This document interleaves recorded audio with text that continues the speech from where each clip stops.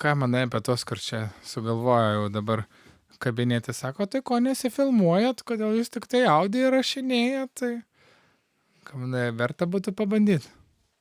Nu, mes įrašinėjom, gal nežinau, matėt vieną iš nuotraukų, kuri atrodė labai blogai, tai mes įrašinėjom Rusy, kur yra, nuotraukom, sakyčiau, arba vaizdo įrašui yra labai prastas apšvietimas. Ir tada reiktų prisinešti daug visokių lempų papildomų ir taip kiekvieną kartą vis žinėtis. Nes mes šiaip, einam į studiją, ne namie įrašinėjam, tai biški sunkiau. Ir šiaip kartu negyvenam, tai vis tiek kažkur reiktų vežti kažkam tais. O ir tų lempų turėdavo. Ja, galima būtų pasiapgreidinti studiją, bet tada pakiltų į išlaidus. Tada reikėtų jau ne kas mėnesį rašinėti, jau kas trečią. bet šiaip... Aš manau, šiaip galbūt, žinai, visai faina, ypač tie, kas žiūri per YouTube, tarkim. Bet vis tiek tai yra podcastas. Man, pavyzdžiui, asmeniškai pačiai tai visai patinka, kai yra podcastai su vaizdo įrašu. Nežinau kodėl, bet, kažkaip visai faina. Man, pavyzdžiui, asmeniškai jokio skirtumo. Mano vienas mėgstamiausių podcastų Protopemza ir netrūksta man ten to vaizdo. Tai va, tai čia, žinai, labai priklauso, nes yra žmonių, kurie, pavyzdžiui, klauso ten einant, arba važiuojant, ar dar kažką. Tai taip, tai tu tiesiog ir klausai, tai tau tas vaizdas dzin. O vis tiek, kaip sako, kad ir video, jeigu tu darai, vis tiek yra svarbiausia, kuo geresnis garsas. Taip. O mes gavom visai komplimentų dėl garso, bet dėl to ir girdis, kad nenamie įrašinėjom. Jo, puodai neburška niekas. Jo, ir šiaip. Jo, tai, ką žinau, kokios išvados prieisim. Gal verta. Daugiau galėsim investuoti. Pabandysim, tada jeigu nebus 1000 peržiūrų, tai tada atsiprašau, tada nėra prasmės. Nuo 100, kiek ten 120, 130 lyg tai buvo maksimum vieno epizodo, tai jeigu nešoktels iki 1000, tai tada reiškia neverta investicijų. Bet svarstytinas dalykas, tikrai nesislepiam, dalyvavom konferencijose, pamatyti mus galite YouTube'ai galų gale, ta prasme. Tave gali pamatyti, jo. O tavo jau Dragon Data YouTube'o kanale tikrai negali pamatyti. Mano jo, bet pas mane jau senas, tai žinau. Ai, tai jau žiauriai pasikeitė. Plaukų spalva pasikeitė. Tai va, tai mes tikrai vaizdo nesislepiam, bet jo. Tikiuosi, kad visi supranta. Užtat dėl to mes pridedam fotkę. Tik, kaip sakau, ne visada jie gerai gaunas, nes vienas tik pagalvojam, tai padarom toj vietoj, kur įrašinėjom nuotrauką, visai gal gerai bus. Tai gavom tokių komentarų, o čia tu vos atpažinau. Arba kaip klaikiai, kas čia per baisi nuotrauka. Tai įsivaizduokit, kad ir video tokio apšvietimų būtų, tai ne kažką. Jo. Nieko, bet, taip sakant, gal kada ateityje žiūrėsim kaip, jeigu neišseks temos ir panašiai. Taip, o šiandienos tema, jo, čia gal ne, o šiandienos tema tai būtų duomenų šaltiniai, pagrinde gal eisim labiau per Power Appsus, nes, gal iš karto toks, žinai, disclaimeris, nes Power BI tai nėra labai didelio skirtumo, tarkim, šiaip nėra labai didelio skirtumo, nes yra daug visokių konektorių, tu gali prijungti beveik viską. Jau nesvarbu, ką paduosi, tą jau suvalgy. tą paimsim jo, bet aišku, tam tikri pliusai, minusai, kur man tas papasakos, tai atitinka ir pas mane. Tai tiesiog aš labiau gal stengsiuos būti šį kartą tokiam antram plane, bet, pažiūrėsim, kaip gausis, nes čia kaip sakė, ką tik man tas po praeito podcast'o įrašymo, epizodo įrašymo, kad neduok pavalgyti, duok pakalbėti, kur mes vis sakom, va, bus trumpas įrašas. Aha. Ja, nes iš esmės, tai yra fundamentalų skirtumai. Mes, Power Appsininkai, duomenys dažniausiai įrašinėjam, pirmas dalykas.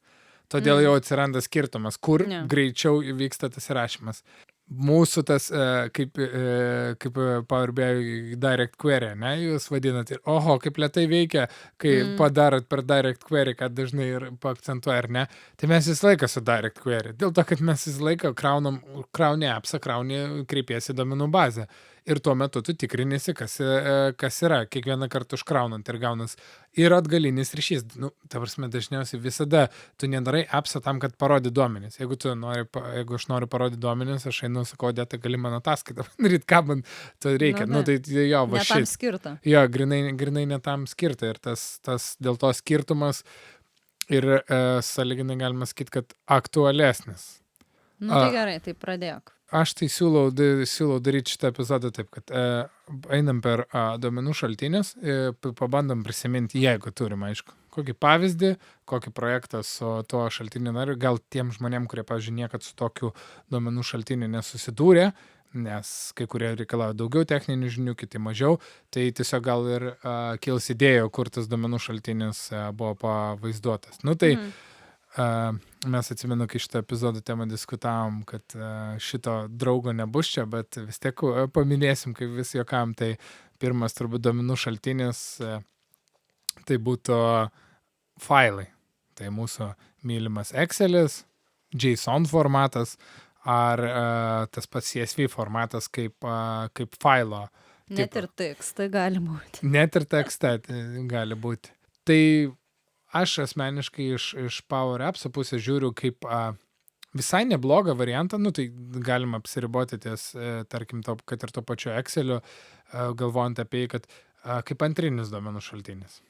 Pavyzdžiui, Apps'ose mes turim daug labai dizaino elementų ir juos reikia kažkur įsisaugoti. Variantas yra, kad tu lokaliai tiesiog kaip tekstą susirašai kiekvieną, ten spalva 1, 2, 3, 4, tenai šitas mūsų šriftas toks ir toks, boldas, neboldas, viską gali apsirašyti. Bet daug paprasčiau ir patogiau būtų viską pasidaryti, įsisaugot faile, kurį tu užkrauni, pavyzdžiui, Excelį, užsikrauni ir viskas, nes, nu, ką mes ne Google nekeičiam logotipo, kas kažkiek laiko, tai ta prasme, kad tiesiog įsisaugot. Tam tikros, kaip pavyzdžiui, nežinau, regionai kokie nors, dar kas nors, nu, toks antrinis, statinis duomenų šaltinis, kur užsikrauni tam kartui ir tokiu būdu netgi gali šiek tiek išlošti performance, nes tai jau bus užlaudinta. Bet jokiu būdu neturi būti per daug duomenų, nes tada iškils problema. O problema iškils tokia, kad kai reikės kažką pakeisti, tai jau nebus taip paprasta, nes reikės iš naujo loadint, išlaikyti tą pačią struktūrą tada Excelio, kad viskas nesugriūtų ir kad appse neapsipiltų viskas erorais. Ir ta problema su atnaujinimu dar susijusi su tuo pačiu, kad jeigu Excelį, o dažniausiai taip yra, kad mes neturim jokių validacijų, tai tada useris gali bele ką padaryti. Pavyzdžiui, paimti ir už lentelės ribų įves duomenų, o paimti Power Apps'e, tai skaito lenteles tik tai sukurtas pačiam Excelį. Neima visų eilučių, ima tik tai tas, kas yra lentelės. Tai už lentelės ribų priveda duomenų ir sako, o tai aš čia užkėliau ir kodėl čia dabar neatsirado. Nes pakankamai jautriai tai reaguoja Power Apps'as, kai duomenų šaltinį, kad būtinai turi būti lentelės. Ai, bet tu turi padaryti tą lentelės formatą. Taip. Tai Nes čia kitaip nematys. Nu, tai ir čia žinai, Power BI tas pats. kaip žinai, kai sakai, kai sakai, ar lentelės, žinai, turit ir sako, jau turiu, nes aš apibrėžiau kolumus ir uždėjau all borders, tai kaip ne lentelė. Va, dar viršutinė juosta geltonai pažymėjau. Tai ne, lentelė tai yra lentelė ir Excel'e reikia jas sukurti, jos automatiškai neatsiranda iš niekur. Neužtenka tiesiog paformatuoti ten spalvas, padėlioti bordą, uždėti ir jau vadinti lentelę. Nes Power BI, tai pavyzdžiui, gali paimti lentelę, jeigu ji yra sukurta, arba gali paimti visą šitą. Tai... Bet gali šitą imti, ar ne? Gali. Ok, tai jo, tai čia kaip Bet yra. aš irgi sakyčiau, geresnė praktika būtų kurti lentelę ir imti lentelę, nes tada žinai, kad nepaimsi ten aprašymų, kas yra, ir tada tau nereikės tiek apdoroti duomenų.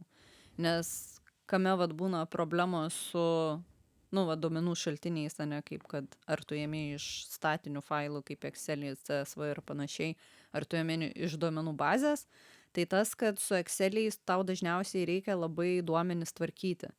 Tai reiškia, tau prisideda reporto kūrimui daug laiko, nes tau reikia nuimti ten visokias papildomas eilutes, kurių tau nereikia, ten kažką prasifiltruoti, kažką tenais padelytinti, kažkas sugalvoja naują stulpelį pridėti, kažkur tai tau jau lūžta, nes rašo tokio nėra, arba ten padelytinti ar dar kažkas, taip sakant, labai daug vargo. Dėl to mes puikiai sudarėm, kad tai tiesiog kai yra statiniai duomenys. Ką galėčiau duoti pliusą Exceliui, tikrai didelį pliusą iš visų, kurios duomenų šaltinių šiandien aptarsim, kad tikrai jau iki gyvo kaulo pažįstamas formatas, ar ne? Visas, kaip ten įvesti, kaip pridėti ir panašiai. Beveik kiekvienas moka naudotis jo. Taip. Bent kažkiek. Nekalbant apie makrosus ir ten kitus dalykus mandrus. Kas irgi, iš tikrųjų, jeigu ten kokius paimsi finansų žmonės, tai ojojoj, kokių ten gerų pasirašo. Ne, tai moka, bet sakau, dažniausiai ne kiekvienas šitą moka, bet tas jau kokią lentutę pasidaryti, tai žinos. Natūraliai nuo Excelio ir visų failų ir JSONų, next step, bent jau Power Apps'o pusėje, tai būtų SharePoint'as, apie kurį vis girdim. Tai ką aš matau iš tokių kaip privalumų SharePoint'e, tai kad, pavyzdžiui, labai, gan sakyčiau, nesudėtinga pataisyti klaidas. Štriniai pakeitė kai kurių kolumų formatą, netgi gali keitalioti tarpusavį iš vieno į kitą, gali tiesiog labai lengvai prisidėti, išmesti tos kolumus ir panašiai. Tai šitas, klaidas, ta prasme, kabutėse, tenai display name irgi gali pakeisti, jeigu ten padarai klaidą, nesvarbu, techninis vardas nepasikeis, bet display name gali pakeisti, tai toks iš vartotojo pusės tai tikrai. Tas pats su lentelių kūrimu. Ypač dabar, kas naudoja SharePoint Online, tai jau tiesiog paspaudi create new list, sako, ar tu nori kurti listą pats, ar pasiremti kokiu kitų listų, pasirinki kitą listą iš bet kurio SharePoint'o kito saito, tau lygiai tokį pat listą sukuria ir tada pridedi savo laukus, žiauriai patogu iš tos pusės tikrai, nei viena kita duomenų šaltinis, nei vienas kitas duomenų šaltinis negali to pasiūlyti, kad tai paprastai viskas lengvai susikuria. Lengva apmokyti vartotoją. Interfejsas pakankamai tikrai jau gerai išdirbtas, pažįstamas, daug kas yra irgi susidūrė vienai par kitai, per kokį DVS turėjo, ar kokį tenai atostogų prašymus, kokius pildydavo per SharePoint ar dar kažką. Ir svarus argumentas, kas spoiler alert toliau bus kaip minusas visur, tai yra nereikalauja didesnių investicijų. Visi ten business premium ir e-planai Microsoft 365, jie visi turi SharePoint'o licenciją įskaičiuotą. Tai reiškia, kad nereikia papildomai kažko investuoti. Tam, kad galėtum susikurtas lenteles, vienas dalykas. Kitas dalykas, kai Power Apps'ose jungiasi prie SharePoint'o, tai jie turi tą vadinamą non-premium konektorių, tai reiškia, kad nereikia ir Power Apps'o licencijos jokios papildomas. Užtenka tos standartinės Microsoft 365 for Power Apps. Tai manau, kad dėl to, ypač turbūt kas klausotės, taip dažnai susidurėt su SharePoint, nes parduoti kažką kitą tampa sudėtinga, nes reikalauja papildomų pinigų. Tai bet gal minusai paskatins jūs susimastyti. Teisių valdymas, sakyčiau, žiauriai didelis minusas, nes saugumas ir prieigos SharePoint'e in general yra minusas. Ta prasme, kuri SharePoint'o svetainė su kažkokiais tai verslo jautriems duomenim, tada tą svetainę slėpi, kad ten negalėtų užeiti tiesiogiai, bet jeigu gautų tiesioginę nuorodą į sąrašą, tai tada užeiti gali. Ir jeigu reikia dar, kad iš tikrųjų pačiame appse galėtų kažkoks koreguoti skirtingas eilutes, bet ten pritaikyti kažkokią tai logiką, tu ją pridarai appse, bet jeigu kažkas sugebės įsitraukti arba žinos tiesioginę nuorodą, tai nueisi vos ne backendą ir kaip Excelį pradės viską belia kaip koreguoti, kaip norės, ištrinti ar dar kažką padaryti. Tai matys viską, ne? Realiai tada matys viską, tu apribosi, bet tada, jeigu tu apribosi, tada tas finansininkas, jeigu kažkodėl irgi apie finansus galvoju, ta prasme, jisai turi matyti viską, bet nekoreguoti, tada nueisi SharePoint'e, tada paaiškės, kad jis, pavyzdžiui, gali, tai tokių žaidimų ir workaroundų prasideda, kur yra porą kartų buvę, kad, ta prasme, nuėjom į tuo atveju Dataverse vien dėl to, kad SharePoint'e būtent tai, kad yra teorinė galimybė, kad kažkas nueis per tiesioginę nuorodą ir atsidarys, vien tos teorinės galimybės užteko, kad ne būtų SharePoint'ui tarti ir pasirinktume kažką kitą. Na, nes, pavyzdžiui, Power BI, tai sakyčiau, gal netgi Nu, šiaip bendrai kalbant apie Excelio, CSV, kitus failus ir SharePoint'ą, tai sakyčiau, Excelį naudoti nebent jeigu tu kažką bandaisi, iš vis jeigu tu nedirbi pas klientą ir panašiai, nes kada mes naudojam SharePoint'ą, tai tuos pačius realiai Excelio duomenis įdedam į SharePoint'ą vien dėl to, kad tai būtų kažkokia vieta, kur viena vieta prieinama tam tikriem žmonėm, kurie gali jau ten koreguoti ir tenais yra tokie duomenys, kurių, nu, nesaugai jokioje duomenų bazėje. Nu, yra kartais tam tikrų duomenų, kur, nu, vat niekur kitur nėra, žmonės suvedinėja ranka, nu ir tada mes imam ir įdedam į Power BI, nes vis tiek jos, tarkim, atvaizduoti nori.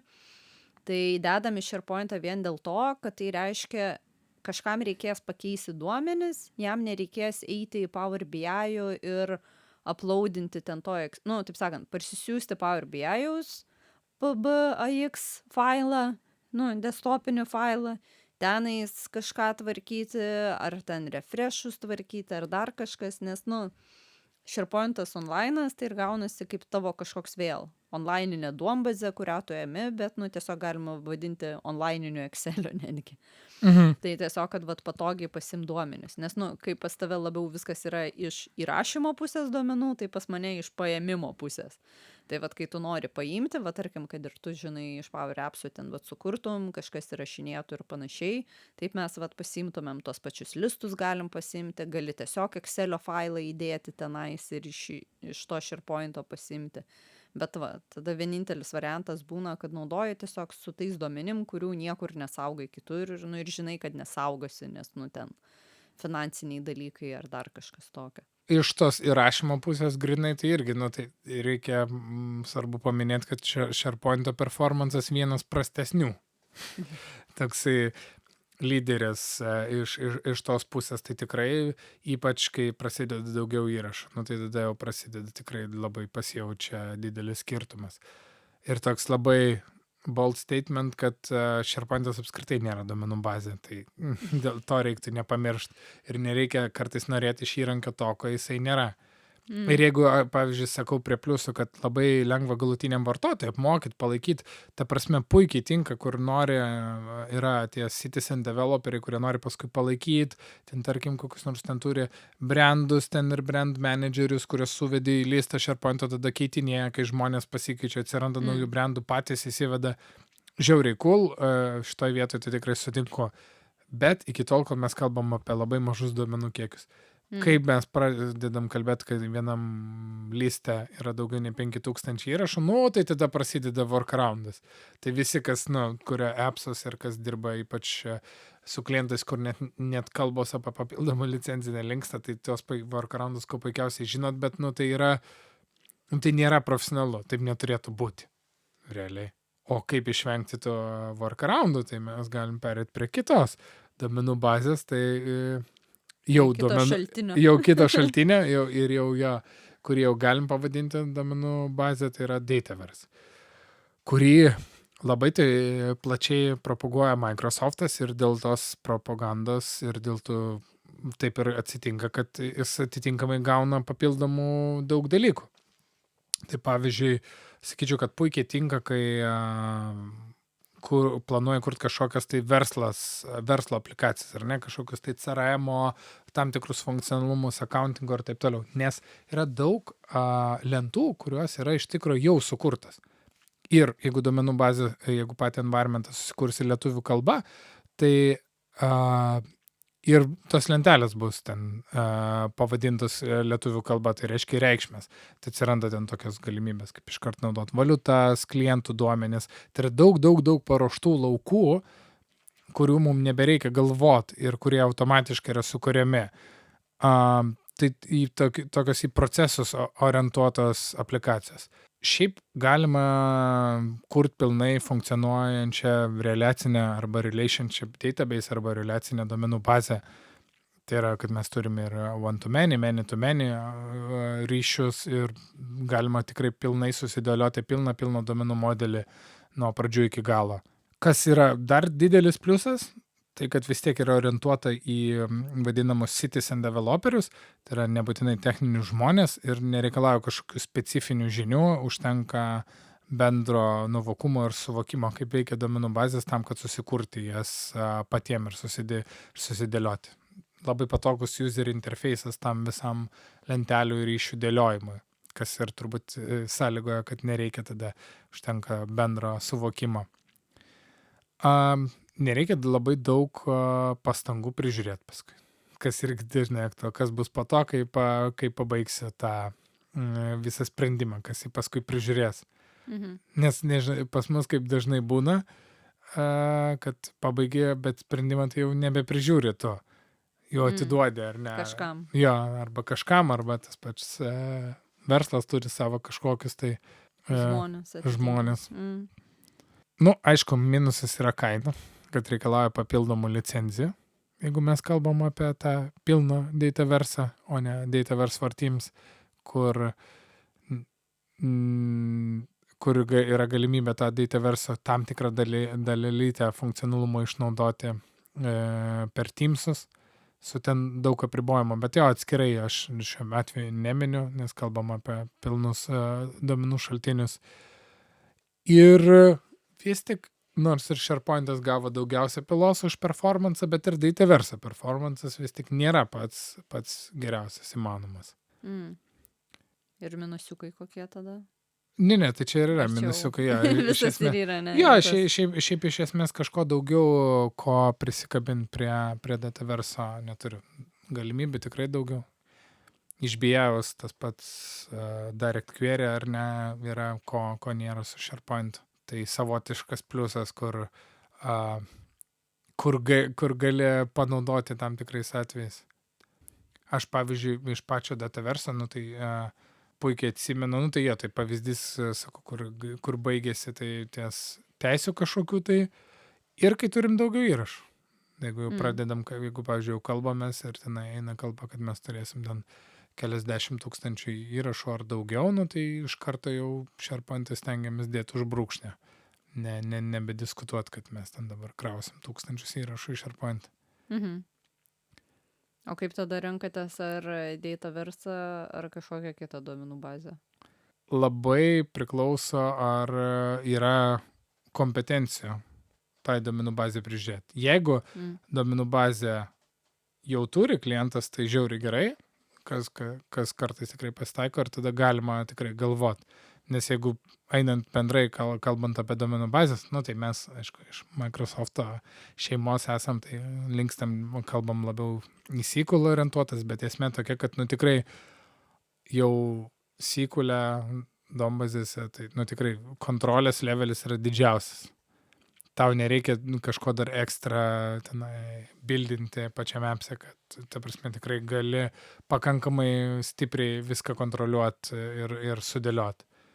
Performance'as irgi vienareikšmiškai yra geriausias, nes jeigu mes kalbam apie bet kokią, tai duomenų bazę, ar tai būtų SharePoint'as, Dataverse'as, mes vis tiek kalbam apie kažkokį extra layerį on top, sukurtą Microsoft'o, per kurį mes kreipiamės į tai, kas yra gale. Ar ten nesvarbu, ten gali būti SQL'as, ne SQL'as, koks skirtumas, mums iš tikrųjų, kas ten guli, mes į tai neturim tiesioginės prieigos. Mes viską kreipiamės per aplinkui, per papildomas API'us. Kiekvienas layeris automatiškai mums sukuria didesnį delay nuo momento, kada mes jau gausim duomenis. Mes turim tiesiogiai SQL'ą, tiesiogiai jį kreipiamės, tai, greitis yra visai kitas. Ir tas pats įrašų užkrovimas. Tai, aišku, automatiškai galim kalbėti apie kažkokius tai kompleksinius tos reliacinius modelius, nes ten jau tikrai neturim jokių ribų. Šiaip iš principo turbūt kaip pliusą galima būtų įvardinti, kad duombazėse nėra jokių limitų. Tai yra, kad mes kalbam apie jau fantazijos limitus, nes tikrai visą laiką yra galimybė ir išplėsti ir jokių tenai pribojimų, kiek mes galim pasimti ir taip toliau tų duomenų. Aišku, turi didelį minusą, kad reikia specifinių žinių. Tai yra, kad kažkas turi gebėti kurti tos SQL view'us ir apskritai viską palaikyti ir gebėti daryti. Tai čia galima apie tai kalbėtis, jeigu yra jau pas klientą kažkokią tai duombazę arba kažką tai naudoja, arba jeigu nori geriausio, optimaliausio sprendimo. Nu, kai jau galvoji apie ateitį realiai, kad Taip. viskas jau tau gerai būtų. Mm. Nes aš vis galvoju, žinai, iš Power BI-aus pusės, tai kaip sakiau, ką paduosi, tą paims, bet esmė tame, kad tiesiog, pavyzdžiui, pats Excelis, jis yra toksai labiau, kaip žinai, netgi konkurentas Power BI, nes ten irgi gali bildinti, žinai, grafikėlius daryti ir visą kitą ir naudoti jį, bet ko vat yra Power BI-aus pliusas ir dėl ko tada dažniausiai ir naudoji duomenų bazės, o ne ten Excelį kaip duomenų šaltinį, jau kai darai, nu, taip sakant, klientui, ne savo pasižaidimai ten ar kažkokiem, žinai, testavimam ataskaitas, tai tas dalykas, kad tiesiog tu tada turi ataskaitą, kuri refreshinasi, kuri nėra statinė, kuri visada veiks, kuri turės naujausius duomenis, kurios nebus, nu, kur bus tas net vadinamas data governance, kur negalės kas nori paimti, kaip Excel'yje pasiėmęs, nu, jeigu tu turi tą Excel'o failą, pasiėmė, pakeitė į Excel'yje skaičiuką ir nieks net nesužinojo, kad tu jį pakeitei. Ir nieks nežino, žinai, kuris ten jau sunkiai atkasi. O per duomenų bazės tu taip lengvai to nepadarysi, nes dažniausiai tu tada neturi prieigos, kaip sakai, ten jau kuria žmonės, kurie išmano, nes tai daro optimaliai. Nu, aišku, čia vėlgi idealiausia atveju būna visokių, nu, žmonių ir ekspertų ir taip toliau.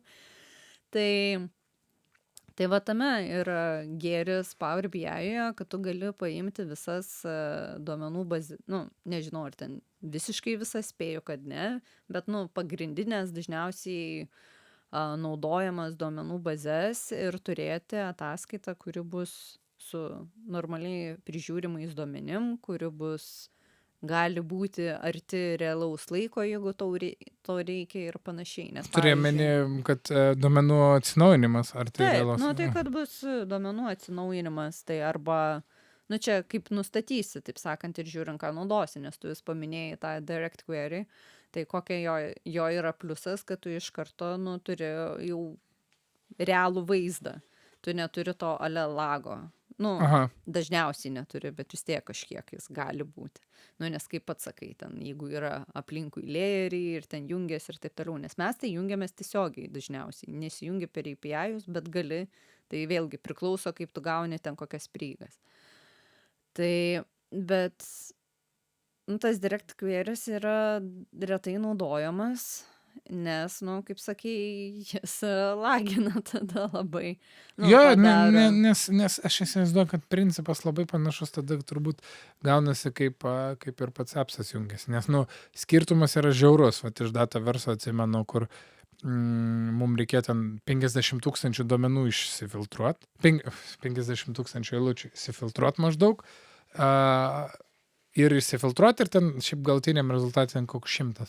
Ten iš appso tarsi 2 minutės gal ten su visais filtrais surašęs, nes filtras ant filtro su Azure functionu, kuris tiesiog kreipiasi tiesiogiai per grafą, nu tai ten 2 milisekundės. Tai ta prasme užtrunka, vis tiek aišku porą sekundžių užtrunka tarpusai, dėl to, kad kol appsas nusiunčia tam Azure functionui requestą ir gauna atgal.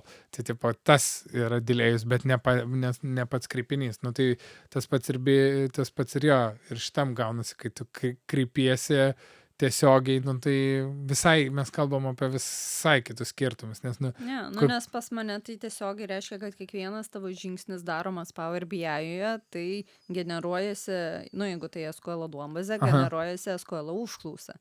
Ir tu reiškia, paspaudai filtriuką, paspaudai ten kitą puslapį, lentelę užsikrovinėja, kiekvienas absoliučiai tavo žingsnis tenais, taip sakant, generuoja tas užklausas, tai reiškia, kad tu, nu, kabutėse daužai duomenų bazę ir pastoviai tu į ją kreipiesi ir jeigu tai yra silpnesnė duomenų bazė, ji gali užlūžti ir taip toliau.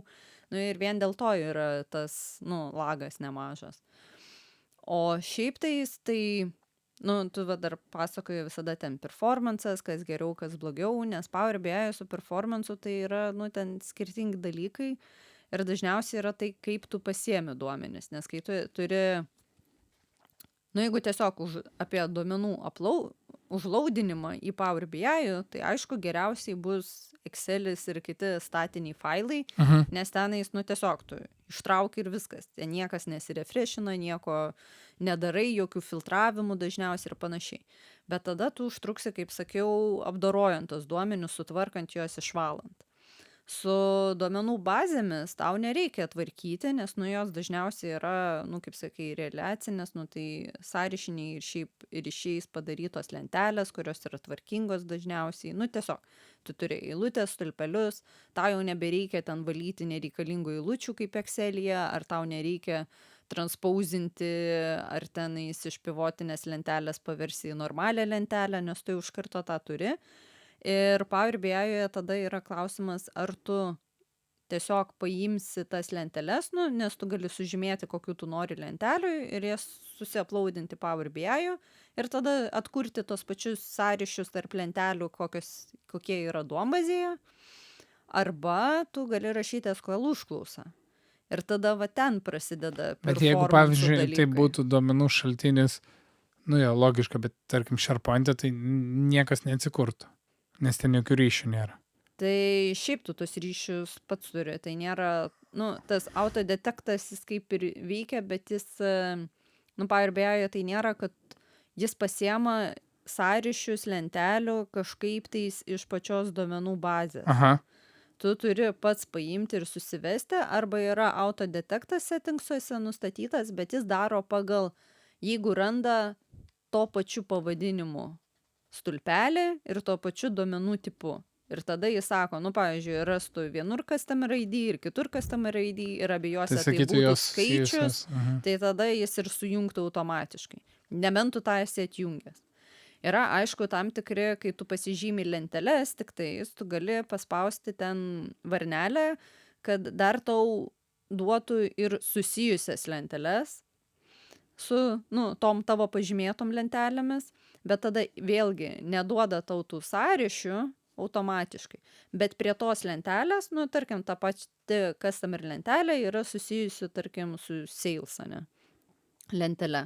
Tai tau duos customer lentelę ir tada rodys šalia stulpelį, kad tau yra dar šita sujungta su salesais ir tu ją gali praplėsti, tai reiškia pridėti tos duomenis prie tos pačios customer lentelės. Tai kaip ir, žinos, kad tas sąryšis yra, bet tada tu darai ne pagal geriausias praktikas ir tu bildini vieną grozdišką lentą, su kuria tau bus po to sunku tvarkytis Power BI. Nes yra geriausia praktika, kad tu atvaizduoji lygiai tą patį, ką tu turi duomenų bazėje. Tai tipo, turiu customer ir sales lentelės, pavyzdžiui, tik 2, tai aš jas ir pasiemu į Power BI, sujungiu ir tada naudoju ir ten skaičiuoju, ką man reikia. Bet nedarau vieną lentelę, kur būtų viskas. Taip sakant, aš nedarau Excel'io iš to. Jo. Tai va, Power BI yra tokie niuansai, kad, kaip sakiau, jeigu tu, grįžtant prie performance'o dalykų, jeigu tu rašysi SQL užklausą, tai tada priklausys, kaip tu optimaliai ją parašei ir nuo to priklausys tada tavo ataskaito, ataskaitos arba dataseto refresho laikas, kiek užtruks ir panašiai. Jeigu tu neoptimaliai parašysi, tai ilgiau refreshinsis ataskaitą, tau ilgiau reikės laukti naujausių duomenų. Jeigu tu optimaliai parašai, tai tada tvarkoji. Bet vėlgi, tenais yra niuansai, kada tą reiktų naudot, kada ne, nes, pavyzdžiui, dabar kiek aš dirbu Mako, tai aš SQL'o taip ir nenaudoju, bet neprireikia visiškai. Bet, čia, žinai, labai priklauso, kokį tu projektą gauni. Okay. Bet, reiškia, nes tiesiog aš pasiemu tas lenteles ir aš jau viską atsikuriu pas save Power BI. Man tiesiog neprireikia. Ja, bet labai iš tikrųjų principas irgi panašus appsuose, kad gaunas irgi, kai parašysi užklausą, kiek kartų kreipsis. Tai Dataverse, nors SharePoint Online tu neužlauši, bet užlauši vartotojų vaizdą, kad jam kraus, nes tu ten padarėjai lookupą dvigubą kokią ar dar kažkokią tai nesąmonę. Tai šitoj vietoj irgi visą laiką turi pagalvoti. O tai turi savo favoritą, kokį nors, su kuo tau labiausiai patinka dirbti? Nu, tai tiesiog duomenų bazės, bet Bet ne, kokios tai man didelio skirtumo bet nėra. turiu omeny, jeigu, pagal tą mano suskirstimą, tai būtų duomenų bazės, ar ne? Nu, aš Ne, tarkim su pačiu Dataversu nėra, kad aš labai esu su juo dirbus, tai negaliu pasakyti, bet tiesiog toks, dažniausiai naudojamos SQL duombazės. Tai vat, aišku, aš kitame darbe, nes irgi mes dabar daugiau dirbam su Azure dalykai, žinai, o jeigu dirbi ten ypač kokioje Lietuvos įmonėje, tu dažniausiai darai su serveriais, ten koks Redshiftas būtų, nebūtinai Microsoftas. Ir tada eina, žinai, kitos duomenų bazės, kur tu tiesiog turi servą kažkur, žinai, sandėliukė ar panašiai. bet ne debesys. Jo, ir su juo tu dirbi. O dabar labiau dirbu su debesų dalykais, kaip jau pasakei, Yeah. su cloudiniais, tai va. Tai jau tas. Mano asmeniškai tai jo, vis tiek linkstu link Dataverso, nes nors ir dažnai tenka ir ant SharePoint iš tikrųjų daryti aplikacijas, bet jo, kai kuriuose vietose tai pajauti tą skirtumą, kad ne visada viską reikia lokaliai užsikrauti vien dėl to, kad filtrai ten kažkokie neveikia SharePoint ir panašiai nereikia klausinėtų, ten bus čia daugiau tų įrašų, nebus daugiau, tada tenai pasidaryti kažkokią tai indeksavimą savo prisikurtų ten tokių paslėptų laukų, kad ten išverstų į tekstinės reikšmės ir panašiai, nes ten tik tai su tom veikia filtriukas, bet su tuo neveikia. Tai šitie jo dalykai tikrai kartais erzina. Suprantu, kodėl gal iš developerio pusės tai gali būti labai faina, kad, kiek aš čia žinau paslėptų, čia triksų, kaip aš su SharePoint'u viską pasidarau. Ir tikrai yra žmonių, kurie galėtų ateiti ir parašyti komentarą dabar. Kaip tai SharePoint'as neduomenų bazė, vis mano 100 000 įrašų listė ir viskas čia puikiai sukas ir viską. Taip viskas gerai, bet tai nėra geroji praktika. Ir kiek tu dirbai ties tuo, kad taip gerai būtų. Kad taip gerai viskas būtų, exactly. Ja. Tai nežinau, tai aš taip apibendrinant turbūt sakyčiau, kad jeigu mes kalbam apie verslui kritinius, tas vadinamas business critical duomenis, tai vienareikšmiškai duomenų bazės, jeigu yra galimybės, ir Dataversas iš appso pusės. Kad reiktų žiūrėti tuos, kad ar tikrai tau ant tiek šitie duomenys nesvarbus, kad aš galiu juos ten dėtis į Excel ar SharePoint'ą, kad nutikus kažkam ar veikiant lėčiau tikrai tai nenukentės performances. Ar tikrai mes negalim skirti kažkiek tai investicijų į licenzijas, ar to paties Azure SQL, kuris labai populiarus, ar to paties Dataverso, jeigu mes neturim nieko ir dabar reikia tus duomenis kažkur tai pradėti. Tai va, tai mūsų girdėjote favoritus, o kas turit savo, galit YouTube'o komentaruose parašyti. Ir jeigu nesutinka, tai irgi visada yra smagu pasiklausyti ir kitą nuomonę, bent jau mum. Taip.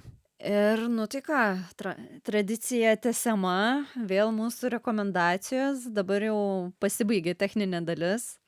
Eisim vėl prie stalo žaidimų ir serialų. Gal šį kartą aš pradėsiu nuo serialo. Pradėk ir pasiaiškink, ką čia dabar reiškia tas Russian žodis tavo serialo pavadinti. Tai vėlgi turiu ne kokią dramą ar panašiai, bet su fantastika susijusi serialą, taip sakant, matosi, kas man patinka. Tai vadinasi Russian Doll. Ir kodėl ten Russian nespoilinsiu, bet tai nėra, kad tu ten matysi būtinai jau apie kažkokių rusų gyvenimą ar panašiai. Tai žodžiu, yra vėlgi keli sezonai, gal man atrodo 3 išėjo, tai čia ir ne tas serialas, kur jau 10 sezonų ir atrodo, tai gal jau neverta ir pradėti žiūrėti ir panašiai. Ir sezonai yra ganėtinai skirtingi, bet tematika maždaug ta pati. Tai pavyzdžiui, pirmam sezone yra pagrindinė aktorė, kuri, čia irgi, jeigu esi, pavyzdžiui, matęs filmas Švilpiko diena, tai ji turi panašią situaciją, kaip ten pagrindinis herojus, kad gyvena realiai Lūpe. Ir pas ją yra taip, kad ji vis atsiduria ten tokiam, vyksta vakarėlis ir pradžiai, tiesiog prasideda, vyksta vakarėlis, jie yra ten kažkokiam tualete, ten prieš veidrodį, išeina, ten pabendrauja su žmonėm ir atsitinka nelaimė ir ji miršta.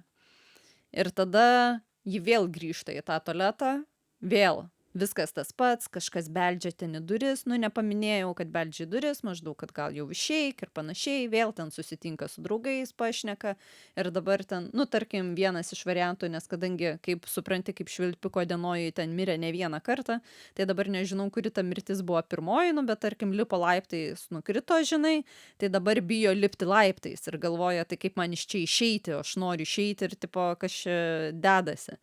Tai va, tai rodo vis kiekvieną kartą, jei tarkim pasiseka išeiti, bet tada kažkaip kitaip miršta. Ir vis šiek tiek vis ilgiau pagyvena ir panašiai. Ir, aišku, galiausiai turi kažkaip įspręsti, kad nebebūtų to lūpo. Antras sezonas, tai yra labiau jau atsiranda kitas veikėjas. Vyras, kuris vėl ir jam panašiai gaunasi, kad jis ten miršta ir taip toliau. Ir man atrodo, gal net pačiam gale gaunasi, kad šitie veikėjai susitinka. Ten kažkur ir maždaug, kad ne vėl, žinai, ir tau tas pats nutiko maždaug. Kažkaip jie ten ar bendram lifte, ar kažkas, bet tipo, jie susitinka ir tada kaip ir tos dvi linijos susilieja. O trečia linija, jau trečias sezonas, tai jau gaunasi apie tai, kaip vėlgi susiję su kelionių laiku, kurie pasirodo abu gali nukeliauti, vėlgi važiuoja traukiniu kažkur, išlipa kažkurioj stoteliai ir išlipa minus kažkiek metų į praeitį. Ir tenais vėlgi atsiranda, kad jie ir toks niuansėlis, kad jie tampa savo giminių kailyje. Tai pavyzdžiui, tos moters atveju, ji tampa jos mama, kuri kaip tik jos laukėsi.